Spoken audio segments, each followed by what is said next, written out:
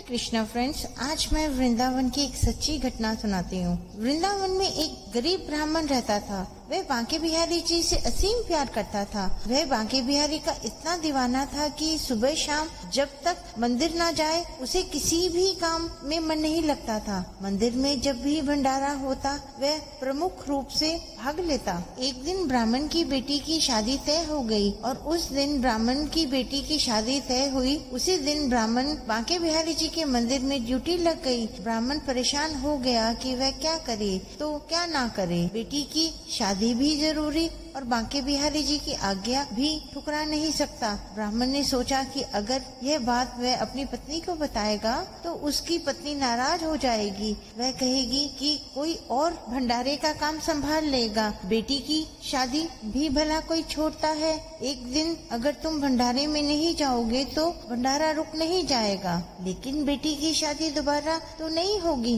ब्राह्मण परेशान हो गया। वह जानता था कि कुछ भी हो जाएगा उसकी पत्नी उसे भंडारे में नहीं जाने देगी, लेकिन उसका मन नहीं मान रहा था। वह अपने बांके बिहारी जी से नजरें नहीं चुरा सकता था। बेटी की शादी के दिन ब्राह्मण अपने घर में बिना बताए चुपचाप समय से पहले ही मंदिर पहुंच चुका था। मंदिर में जाकर प्यार से सबको भंडारा खिलाया। शाम होते ही जल्दी घर वापस पहुंचा क्योंकि बेटी की शादी में भी पहुंचना था, लेकिन ब्राह्मण को पहुंचते पहुंचते देर हो गई और बेटी की शादी हो चुकी थी। बिटिया की विदाई भी हो चुकी थी। वह घर पहुंचा तो उसकी पत्नी उसे बोली, आओ चाय पी लो, बहुत थक गए होंगे।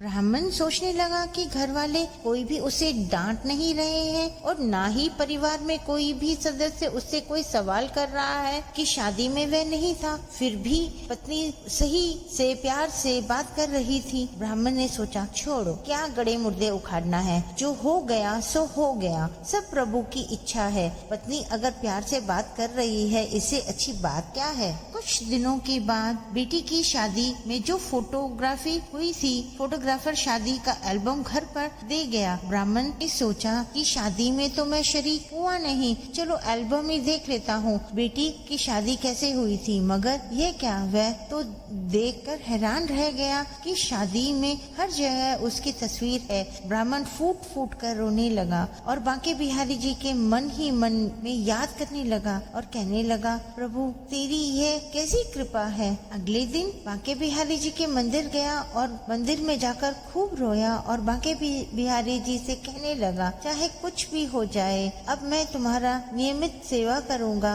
मैं मान गया कि जो भगवान की भक्ति करता है भगवान उसे कभी भी अकेला नहीं छोड़ते, बल्कि हर जगह बांके बिहारी जी खड़े हो जाते हैं। इसीलिए भक्तों, हमें भी चाहिए कि हम ऐसा ही दृढ़ प्यार भरोसा भगवान और अपने गुरु पर रखें। भगवान हमें कभी गलत नहीं करने देते। बांके बिहारी लाल की जय। जय श्री राधे कृष्ण।